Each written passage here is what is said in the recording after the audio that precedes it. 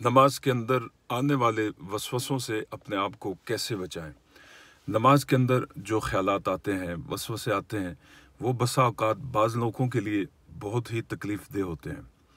کچھ لوگ اپنی نماز کو بار بار ختم کرتے ہیں، کچھ لوگ بار بار پھر سے دوبارہ پڑھنا شروع کرتے ہیں، کچھ لوگ سرے سے ہی نماز پڑھنا چھوڑ دیتے ہیں۔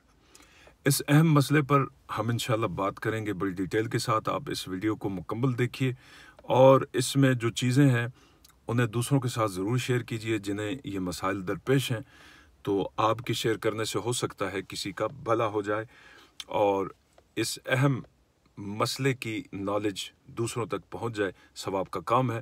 تو بہرحال میں بات یہ کر رہا تھا کہ نماز کے اندر اٹھنے والے وسوسے بنیادی طور پر ان کی 3 وجوہات ہوتی ہیں۔ پہلی جو وجہ ہے، یہ وسوسے شیطان کی طرف سے آتے ہیں، اور اس میں حدیث مبارکہ بھی ہے۔ نبی پاک صلی اللہ علیہ وسلم نے فرمایا کہ نماز کا ایک مخصوص شیطان ہے جو آ کر نمازی کے دل میں وسوسے ڈالتا ہے، لہٰذا اس کا بھی علاج نبی پاک صلی اللہ علیہ وسلم نے بتایا ہے۔ اور اس کی دوسری وجہ جو ہے وہ دنیاوی خیالات، ٹینشنوں، الجھنوں کی وجہ سے، کہ جب انسان کا ذہن منتشر ہو اور وہ ایک جگہ پر اپنے ذہن کو یکجا نہ کر سکے، یکسوئی حاصل نہ کر سکے، تو بہت سے مختلف خیالات اس کے کام کے حوالے سے، جاب کے حوالے سے، دیگر پریشانیوں کے حوالے سے اس کے ذہن میں آتے رہتے ہیں، جس کی وجہ سے نماز سے دھیان بھٹک جاتا ہے اور وہ بھول جاتا ہے کہ اس نے کہاں کتنی رکعتیں پڑھی ہیں، کہاں سے وہ پڑھ رہا تھا۔ یہی پہلی سچویشن کی بھی یہی سچویشن کی صورتحال بھی یہی ہے کہ جس میں نبی پاک صلی اللہ علیہ وسلم نے فرمایا کہ وہ جو شیطان دل میں وسوسے ڈالتا ہے، یعنی جو پہلی صورت میں ابھی بیان کر رہا تھا، اس میں نمازی یہ بھول جاتا ہے کہ وہ کیا پڑھ رہا تھا، کتنی رکعتیں اس نے پڑھ لی تھیں۔ تیسری جو سچویشن ہے، تیسری جو حالت ہے، وہ انسان کے نفس کی طرف سے ہے، یعنی کہ جس طرح سے قرآن مجید کے اندر بھی اس کی طرف اشارہ ہوا ہے کہ نفس انسانی انسان کو بسا اوقات بھٹکاتا ہے، منفی خیالات، منفی سوچیں انسان کے ذہن میں آتی ہیں، اور ان سوچوں کی طرف دھیان جانے کی وجہ سے نماز کے اراکین یعنی رکوع، سجود اور کہاں سے پڑھ رہا تھا، یہ سب کچھ بھول جاتا ہے۔ اس کا علاج کیا ہے؟ جی، اس کے علاج کے لیے بڑی آسان صورتیں ہیں۔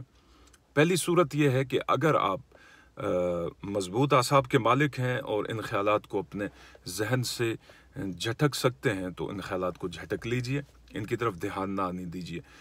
دوسری صورت یہ ہے کہ ہر وقت ہمیشہ تعوذ کا ورد کیجئے، اعوذ باللہ من الشیطان الرجیم۔ میں پناہ مانگتا ہوں اللہ تعالیٰ کی، اللہ سے پناہ طلب کرتا ہوں کس سے؟ شیطان مردود کے شر سے۔ یہ ایک کلمہ جو تعوذ کا ہے، یہ بہت ہی محرب ہے اور بڑا اثر انگیز ہے۔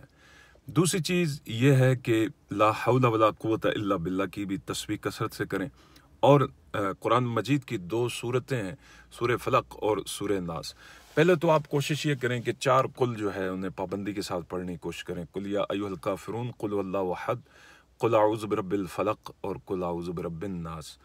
اور اگر یہ نہیں کرتے تو کم سے کم 2 صورتوں کی لازمی پابندی کریں، ہر وقت پڑھیں، کوشش کریں اگر آپ کو وقت ملتا ہے۔ باقی یہ ہے کہ درود شریف کی کثرت کریں، اور اس کے علاوہ ایک اور چیز جو بڑی اہم ہے اور اس کا ذکر میں یہاں کرنا ضروری سمجھتا ہوں، وہ ہے وضو کے اندر وضو کے مسائل کو جاننا اور وضو درست اور کامل طریقے سے کرنا، کیونکہ ایک حدیث کا خلاصہ یہ ہے کہ جب انسان کا وضو درست طریقے سے نہیں ہوتا تو اس کی وجہ سے بھی وسوسے آتے ہیں اور خیالات آتے ہیں، لہٰذا وضو کو ایک ٹھیک کرنا ہے۔ اور اس کے علاوہ بھی ایک اہم اور ضروری چیز وہ ہے کہ آپ نماز کا ترجمہ جو ہے اسے اپنی زبان میں، آپ کی کوئی بھی زبان ہے، اردو ہے، پنجابی ہے، انگلش ہے، جو بھی ہے، جو یعنی کہ آپ بولتے ہیں، اس زبان میں نماز کا ترجمہ لازمی سیکھیے۔ کم سے کم آپ کو یہ پتہ ہو کہ آپ نماز کے اندر کھڑے ہو کر کیا پڑھ رہے ہیں۔ اس کا فائدہ یہ ہوتا ہے کہ جب ترجمہ آپ کے ذہن میں ہوتا ہے، وہ ترجمہ آپ کو یاد ہوتا ہے، تو آپ بڑی آسانی سے اپنی توجہ نماز کی طرف دے سکتے ہیں۔ ظاہر سی بات ہے، ایک بندہ جب سورہ فاتحہ پڑھ رہا ہے اور اسے اس کا معنی بھی پتہ ہے، مطلب بھی، مفہوم بھی معلوم ہے، الحمدللہ رب العالمین الرحمن الرحیم، تمام تعریف اس اللہ کے لیے، ذہن کے اندر یہ چیز ہوگی، اس کو پتہ چلتا رہے گا اور اس طرح سے اسے جو ہے دھیان نصیب ہوگا، اس کا دل جو ہے اسی کی طرف لگا رہے گا اس کا ترجمہ جاننے کی وجہ سے۔ یہ دو یا تین چیزیں تھیں جو میں نے آپ کے گوش و گزار کی ہیں۔ اس کے علاوہ جو میرے ذہن میں تھا وہی میں نے آپ کے سامنے بیان کیا ہے۔ اگر کوئی چیز یہاں پر رہ گئی ہے یا آپ کے ذہن میں کوئی چیز ہے ان وسوسوں کے حوالے سے کہ آپ سمجھتے ہیں کہ اسے کرنا جو ہے وسوسے نہ آنا یا وسوسوں سے نجات کے لیے یہ چیز محرب ہے، ضروری ہے، یہ بھی کرنی چاہیے، تو ضرور کامنٹس میں اپنی رائے کا اظہار کیجئے۔ کوئی سوال ہے تو ضرور پوچھیے۔ انشاءاللہ اگر کوئی اہم سوال ہوا تو میں اس پر بھی انشاءاللہ نیکسٹ ٹائم میں ویڈیو بناؤں گا۔